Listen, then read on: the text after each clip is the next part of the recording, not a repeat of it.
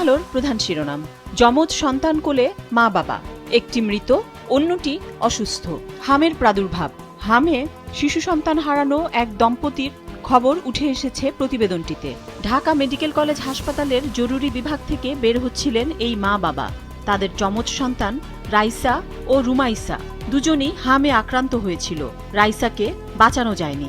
একই বিষয়ের আরেকটি শিরোনাম। হাম ও হামের উপসর্গে আরও ৮ শিশুর মৃত্যু। দেশে হামের সংক্রমণ ও মৃত্যু কমছেই না। হাম ও হামের উপসর্গে গতকাল সকাল ৮টা পর্যন্ত আগের ২৪ ঘন্টায় আরও ৮ শিশু মারা গেছে। তাদের মধ্যে হামে ১ জন আর হামের উপসর্গে ৭ জনের মৃত্যু হয়েছে। পত্রিকাটির শেষের পাতার একটি গুরুত্বপূর্ণ শিরোনাম, ২০২৭ সালের এসএসসি ও এইচএসসি এবছরের ডিসেম্বরে হচ্ছে না। মন্ত্রণালয়ে সভা।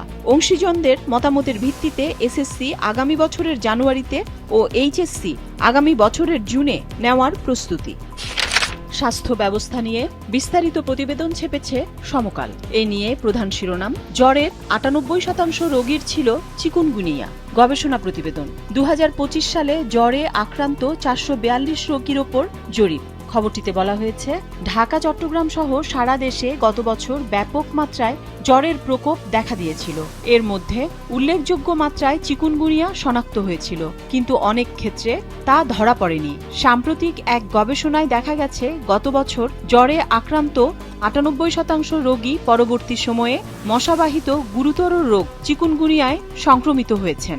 স্বাস্থ্য পরিস্থিতি নিয়ে আরেকটি শিরোনাম, হাসপাতালে টিকা মেলেনি, জলাতঙ্কে ৫ মৃত্যু। গাইবান্ধার সুন্দরগঞ্জ। হামের উচ্চ সংক্রমণ থাকতে পারে আরও ২-৩ সপ্তাহ। আরও ৮ শিশুর মৃত্যু, মোট ৪৩২। পাশাপাশি আরেকটি শিরোনাম, ডেঙ্গু পোলিও সহ অনেক রোগ চোখ রাঙাচ্ছে, সচিবালয়ে স্বাস্থ্যমন্ত্রী। পত্রিকাটির আরেকটি গুরুত্বপূর্ণ খবরের শিরোনাম, পদ্মা ব্যারাজ হচ্ছে ৩৪,৫০০ কোটি টাকার প্রকল্প, একনেকে অনুমোদন। শুষ্ক মৌসুমে সংরক্ষণ করা যাবে ২৯০০ মিলিয়ন ঘনমিটার পানি। ২৯ লাখ হেক্টর জমিতে সেচ ও বছরে ২৪ লাখ টন বাড়তি ধান উৎপাদন।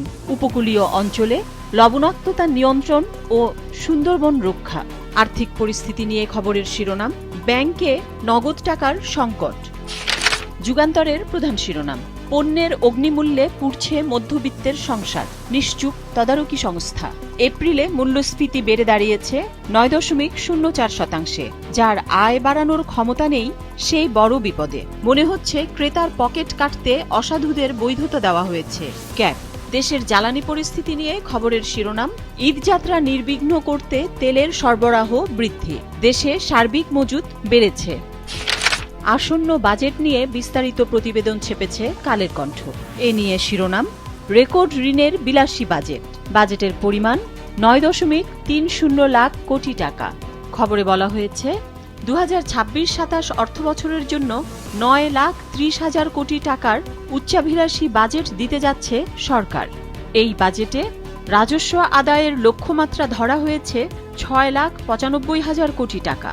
বাকি অর্থের বড় অংশই পূরণ করা হবে দেশি বিদেশি ঋণের মাধ্যমে। এ সংক্রান্ত আরেকটি শিরোনাম, পদ্মা ব্যারাজ সহ ৯ প্রকল্প একনেকে অনুমোদন, ৩৫,৬৭২ কোটি। অনুমোদন পায়নি ময়মনসিংহ নগর ভবন ও বিমস্টেক সচিবালয়। একই বিষয়ের আরেকটি শিরোনাম, যুদ্ধ অনিশ্চয়তায় বাজেট পরিকল্পনায় জনকল্যাণে জোর। দেশ রূপান্তরের প্রধান শিরোনাম, ডার্ক ওয়েবে মাদক নেটওয়ার্ক, প্রযুক্তির আড়ালে সক্রিয় কারবারিরা, গড়ে উঠেছে নতুন সাম্রাজ্য। ক্রিপ্টোকারেন্সিতে দেশে ঢুকছে ভয়ঙ্কর সিনথেটিক মাদক। দৈনিক কালবেলার শিরোনাম, থাকছে না শূন্য রিটার্ন, টিআইএন নিলেই কর। ২০২৬-২৭ অর্থবছর নির্ধারণ হচ্ছে ন্যূনতম করের পরিমাণ।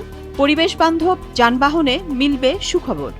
ইভি গাড়ি আমদানিতেও থাকতে পারে বিশেষ সুবিধা। প্রধানমন্ত্রীর সঙ্গে এনবিআর কর্মকর্তাদের বৈঠক আজ। নতুন করে করের আওতায় আসছে অটোরিকশা, মোটরসাইকেল। দেশের শিক্ষা ব্যবস্থা নিয়ে খবরের শিরোনাম, অবসরপ্রাপ্ত শিক্ষকদের ক্লাসে ফেরানোর চিন্তা। মাধ্যমিকে প্রায় ৬০,০০০, প্রাথমিকে ৮৭,০০০-এর বেশি পদ শূন্য। অবসরপ্রাপ্তদের ফেরানো স্থায়ী সমাধান নয়। জোড়াতালি দিয়ে পাঠদান চালালে বাড়বে বেকারত্বের সংখ্যা। শূন্য পদে নিয়োগে ধীরগতি।